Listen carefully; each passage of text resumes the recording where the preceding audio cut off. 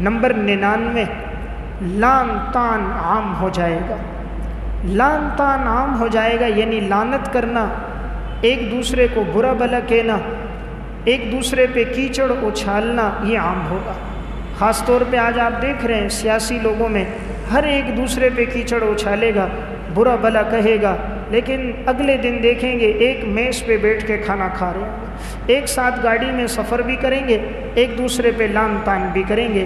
تو یہ معاشرے میں بڑھتا ہوا ایک ناسور ہوگا کہ ہر آدمی دوسرے کو اچھے الفاظ میں یاد نہیں کرے گا، بلکہ اس پر برے القابات، برے الزامات لگائے گا۔ رسول اللہ صلی اللہ علیہ وسلم نے فرمایا اذا استعملت امتی خمسا فعلیہم الدمار، جب میری امت میں 5 گناہ عام ہو جائیں گے تو ان کی ہلاکت یقینی ہوگی۔ اذا ظہر فیہم الطلاعن، نمبر 1 جب ان میں لعن طعن عام ہو جائے گا۔ نمبر 2 ولبس الحریر، ان میں ریشم کا لباس پہننا عام ہو جائے گا، آج مردوں میں بھی یہ لباس پھیل رہا ہے۔ نمبر 3 واتخذ القینات، گانے والی عورتیں گانے بجانے کے آلات عام ہو جائیں گے۔ نمبر 4 وشرب الخمور، شراب پینا عام ہو جائے گا۔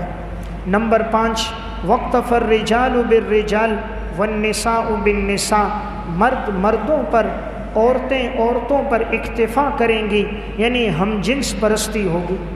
عورت اپنی خواہش کو عورت سے، مرد اپنی خواہش کو مرد سے پورا کرے گا۔ آپ نے کہا جب میری امت میں یہ 5 گناہ ہوں گے فعلیہم الدمار، ان کے لیے ہلاکت یقینی ہوگی۔ یہ روایت شعب الایمان کی حدیث ہے، اس میں آپ صلی اللہ علیہ وسلم نے جو بات پہلے نمبر پر بیان کی وہ ہے ظہر فیہم الطلاعن، لعن طعن عام ہوگا۔ آج آپ دیکھیں گاڑی میں سفر ہے، کوئی گاڑی والا تھوڑا سا آگے نکل جاتا ہے، موٹر سائیکل والا بڑھ جاتا ہے، گاڑی سے ہاتھ نکال کے وہ لعنت کرتا نظر آتا ہے، یا وہ شیشے پر اشارہ کر کے پیچھے والے کو بتا رہا ہوتا ہے۔ یعنی زبان سے لعنت بھی عام ہے، افعال سے لعنت بھی عام ہے، مردوں میں بھی عام ہے، عورتوں میں بھی کثرت ہے، تو لعن طعن بڑھتی جا رہی ہے۔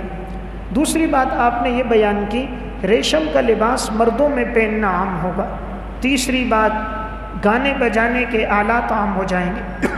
نمبر 4 شراب پینا عام ہو جائے گا، اور نمبر 5 آپ نے یہ بیان فرمایا مرد مردوں سے اور عورتیں عورتوں کے ذریعے سے اپنی خواہشات کو پورا کر دیں گی۔